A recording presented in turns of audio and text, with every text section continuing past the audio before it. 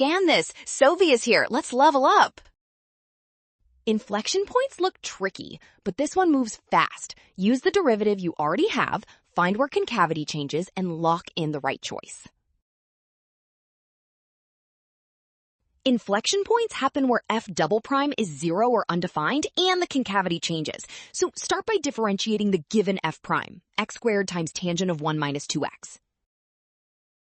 Using product and chain rules, f double prime becomes 2x tangent of 1 minus 2x squared secant squared of 1 minus 2x.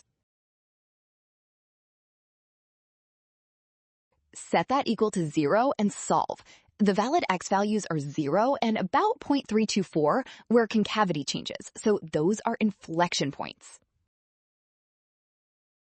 Well done! Option C. Scan now, watch signs, and avoid rush. Trust given information and check steps so concavity changes, not just zeros, decide it.